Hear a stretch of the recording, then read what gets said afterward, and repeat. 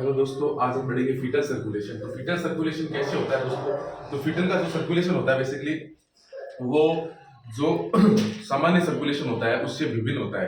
भिन्न किस लिए होता है? क्योंकि जो फीटल का सर्कुलेशन होता है उसके अंतर्गत जो उसके लंग्स होते हैं फीटस के, वो क्या होते हैं, मेच्योर नहीं होते। और जब लंग्स मेच्योर नहीं होते तो वो क्या करते हैं, O2 और CO2 का आदान प्रदान अच्छे से नहीं कर पाते हैं। तो उसी के आधार पर इसमें बहुत सारे परिवर्तन होते हैं और भी अन्य चेंजेस होते हैं। तो उनके आधार पर आज हम पढ़ेंगे बेसिकली फीटल सर्कुलेशन। तो सबसे पहले तो इसकी कुछ इंपॉर्टेंट बातें हैं, वो आपको पता होना चाहिए कि एडल्ट का जो सर्कुलेशन होता है वो और फीटल का सर्कुलेशन होता है, वो दोनों अलग अलग होते हैं। यानी जब फीटस माँ के पेट में होता है तो उसका सर्कुलेशन अलग होता है, जब बाहर आता है तो उसका सर्कुलेशन अलग हो जाता है। कहने का मतलब यही है। तो सबसे पहले इसे बता कि फीटस के फेफड़े गैस के आदान प्रदान नहीं करते। तो फीटस के लंग्स गैसीय आदान प्रदान नहीं करते हैं। ठीक है, तो फीटस के जो लंग्स है दोस्तों वो गैसीय आदान प्रदान नहीं करते हैं। यानी गैसीय आदान प्रदान का मतलब O2 प्लस CO2 वाला जो O2 और CO2 वाला जो मैटर होता है उसको वो छेड़ते ही नहीं, क्योंकि उसके लंग्स क्या होते हैं दोस्तों, परिपक्व नहीं होती। यहाँ पे लंग्स क्या है दोस्तों, अपरिपक्व है। ठीक है, लंग्स क्या है, अपरिपक्व है। दूसरा इसमें देखा है कि फीटल फेफड़ों की कुल रक्त आयतन का केवल 1% ही रक्त सप्लाई होता है। यानी कहने का मतलब क्या है कि अगर 100% रक्त है तो उसमें से 1% जो रक्त होता है, 1% वो रक्त होता है, वही क्या होता है, फीटस के लंग्स में प्रभावित होता है। फीटस के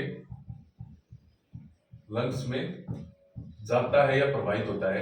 यानी 1% जो रक्त होता है, 1% जो रक्त वॉल्यूम होती है बेसिकली, उसी के आधार पर उसको जो फिट लंग्स होते हैं वो प्रॉपर रूप से जीवित रहते हैं 1% ब्लड के कारण।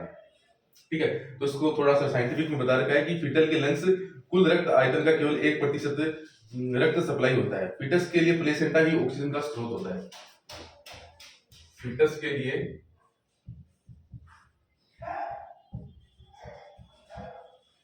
प्लेसेंटा ही ऑक्सीजन का स्रोत होता है। ठीक है, उसके बाद में जो राइट एट्रियम होता है फीटस का, उसमें सर्वाधिक O2 युक्त रक्त होता है। यानी राइट एट्रियम में सर्वाधिक O2 युक्त रक्त यानी शुद्ध रक्त, O2 युक्त रक्त होता है या रहता है बेसिकली। राइट एट्रियम का मतलब होता है दायां आलिंग। ठीक है, और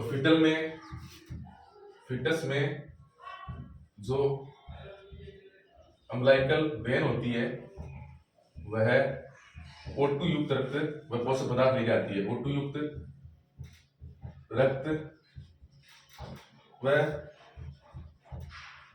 पोषक पदार्थ लेकर क्या करती है, आती है। ठीक है, और जो अम्लाइकल आर्टरी होती है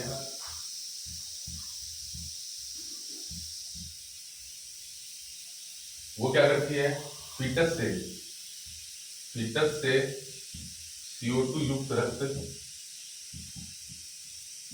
प्लस यूरिक एसिड व क्रिएटिनिन प्लेसेंटा की तरफ लाती है।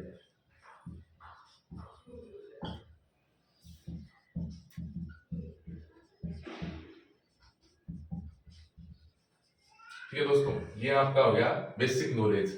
तो इसमें आप लिख सकते हो कि जो फीटस होता है दोस्तों, उसके लंग्स होते हैं बेसिकली वो मेच्योर नहीं होते, इसलिए उसमें गैसीय आदान प्रदान नहीं होता। और फीटस में कुल ब्लड वॉल्यूम का 1% ही रहता है, जिसके कारण वो जीवित रहते हैं। उसके बाद में थर्ड है, फीटस के लिए प्लेसेंटा ही ऑक्सीजन का मुख्य स्रोत होता है। और फिफ्थ है, इसके फोर है दोस्तों, राइट एट्रियम में सर्वाधिक जो ऑक्सीकृत युक्त रक्त रहता है। और फीटस 500 है, फीटस में अम्बिलिकल वेन है O2 युक्त पोषक पदार्थ को लेकर जाती है। यानी अम्बिलाइकल वेन होती है वह फीटस में क्या जाती है, O2 युक्त ब्लड लेके जाती है, वह पोषक पदार्थ लेके जाती है। और अम्बिलाइकल जो आर्टरी होती है वो फीटस से क्या होती है, CO2 युक्त रक्त लेकर प्लेसेंटा की तरफ जाती है, साथ में उसमें यूरिक एसिड व क्रिएटिनिन भी लेकर जाती है। अब इसका सर्कुलेशन पढ़ते हैं दोस्तों।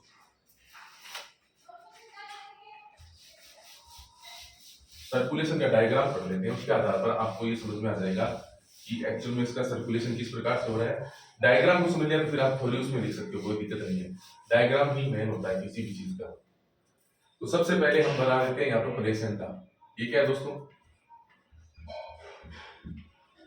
प्लेसेंटा। और यहां से क्या निकल गया दोस्तों, ये अम्बिलाइकल कॉर्ड।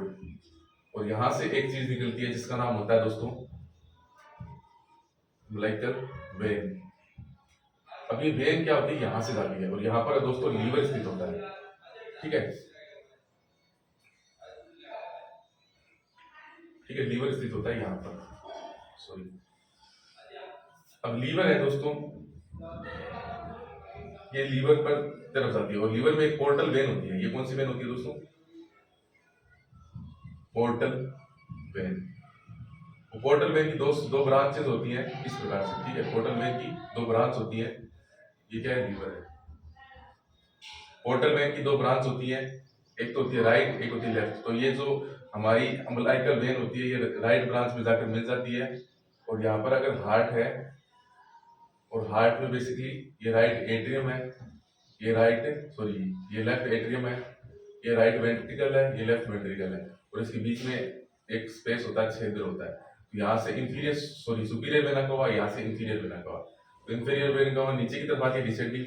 तो ये यहाँ से जो बेसिकली अम्बिलाइकल वेन और जो पोर्टल वेन का एक जो दाई ब्रांच होती है वो किसके साथ कनेक्शन बनाती है, ये कनेक्शन बनाती है बेसिकली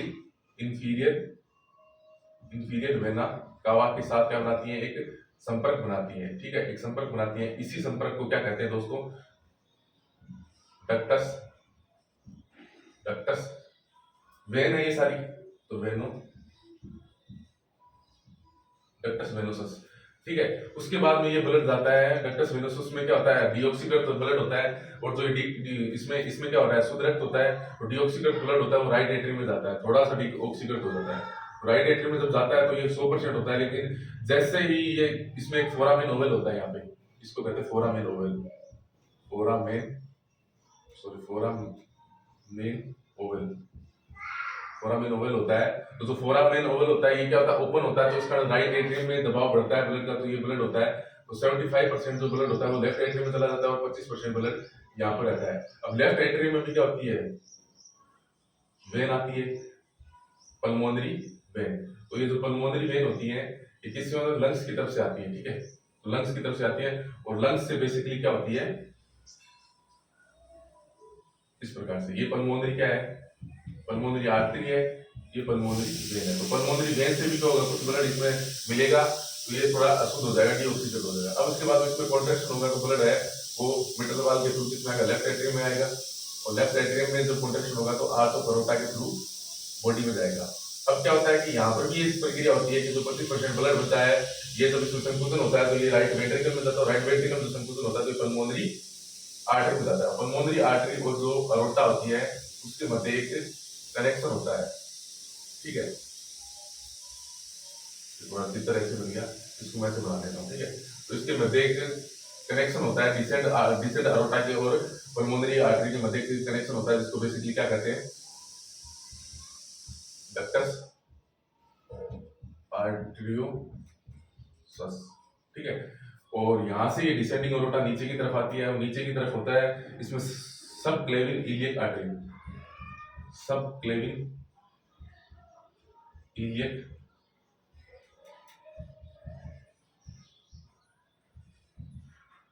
आर्टरी। सब क्लेविन इलियक आर्टरी होती है, इसकी दो ब्रांच होती है, राइट और लेफ्ट सब क्लेविन आर्टरी, सब क्लेविन आर्टरी। और इसकी भी दो ब्रांच होती है, एक तो होती है एक्सटर्नल, एक होती है इंटरनल। इसकी भी एक्सटर्नल और इंटरनल। तो जो इंटरनल होती है दोनों, ये क्या करती है, यहाँ से दो वेन निकलती है, अम्बिलाइकल वेन, इनको क्या कहते हैं, और ये जो अम्बिलाइकल वेन होती है ये वापस किस में चली जाती है, अम्बिलाइकल कॉर्ड में चली जाती है और प्लेसेंटा में ले जाती है। ये क्या ले जाती है बेसिकली, जो मैंने बताया था CO2 युक्त रक्त ले जाती है, साथ में यूरिया, क्रिएटिनिन और यूरिक एसिड वगैरह लेके जाती है। तो ये बेसिकली ब्लड फीटस में सर्कुलेशन होता है। इसमें 3 चीजें इंपॉर्टेंट है, ये 5 चीजें। एक तो अम्बिलाइकल वेन, एक अम्बिलाइकल आर्टरी, सॉरी अम्बिलाइकल आर्टरी है, वेन नहीं है, अम्बिलाइकल वेन तो ये आर्टरी होती है, ठीक है। तो umbilical artery, umbilical vein, ductus venosus, foramen ovale और डक्टस आर्टरियोसिस। तो इसके बारे में आपको पढ़ लिया होगा, थोड़ा सा और बता देता हूँ। तो जो अम्बिलाइकल वेन होती है इसकी संख्या 1 होती है और ये ऑक्सीजन तथा पोषक पदार्थों युक्त रक्त प्लेसेंटा से फीटस की ओर लेकर जाती है। और होती है अम्बिलाइकल आर्टरीज, तो इसकी संख्या 2 होती है। ब्लड को फीटस से प्लेसेंटा की ओर लेकर जाती है, उसमें प्रभावित होने वाले ब्लड फीटस के उत्सर्जित पदार्थ जैसे यूरिया, यूरिक एसिड, क्रिएटिनिन आदि पाए जाते हैं। इसमें ऑक्सीजन की मात्रा अम्बिलाइकल वेन की तुलना में कम होती है। फोरावेन ओवल होता है, फोरामेन ओवल के द्वारा ब्लड सीधे ही दाएं आलिंद से बाएं आलिंद की ओर प्रवाहित होता है। डक्टस वेनोसिस होता है, इस रचना में ब्लड की लीवर एवं हवानाल के अंगों में बाईपास करते हुए सीधे अम्बिलाइकल वेन में इंफीरियर वेना कावा से सेटिंग हो जाती है। डक्टस आर्टरियोसिस, इस रचना का ब्लड पल्मोनरी आर्टरी से अरोटा की ओर के साथ क्या हो जाती है, सेटिंग हो जाती है, ठीक है। परिसंचरण तंत्र में कोई से दिक्कत नहीं है बेसिकली, ठीक है। बाद में इसमें क्या होता है, जब जैसे इसका जब बच्चा शिशु है वो जन्म ले लेता है, तो उसके बाद में क्या क्या कंडीशन डेवलप होती है। जो अम्बिलाइकल आर्टरी होती है ना दोस्तों, वो धीरे धीरे क्या हो जाती है, खत्म हो जाती है। अम्बिलाइकल आर्टरी क्या हो जाती है, धीरे धीरे कार्यात्मक रूप से तो तभी खत्म हो जाती है और संरचनात्मक रूप से 2-3 महीने में खत्म हो जाती है। और जो अम्बिलाइकल वेन होती है ये भी क्या होती है, संरचनात्मक सेम यही प्रोसेस होता है। इसका जो नाम होता है वो क्या हो जाता है, बाद में से लिगामेंट टियर्स कहते हैं, सॉरी टेरेस, लिगामेंट टेरेस कहते हैं बेसिकली। और डक्टस आर्टरियोसिस होती है, ये भी फंक्शनल रूप से तो 5 मिनट में बंद हो जाती है और जो बेसिकली इसका जो संरचनात्मक रूप से 2-3 महीने के बाद में ये बंद हो जाती है। इसको कहते हैं लिगामेंट आर्टरियोसम। और डक्टस वेनोसिस होती है, इसको कहते हैं लिगामेंट वेनोसम। और ये भी सेम वही चीज होती है। फोरामेन ओवल होता है दोस्तों, ये कार्यात्मक रूप से फोरामेन ओवल जन्म के तुरंत बाद बंद हो जाता है, परंतु संरचनात्मक रूप से 12 महीने बाद अवरुद्ध होता है और अवरुद्ध होने के बाद ये फोसा ओवेलिस कहलाता है, फोसा ओवेलिस कहलाता है। तो ये होता है दोस्तों फीटस का सर्कुलेशन। अगर वीडियो अच्छा लगे तो लाइक करना और चैनल को सब्सक्राइब करना। थैंक यू, जय हिंद।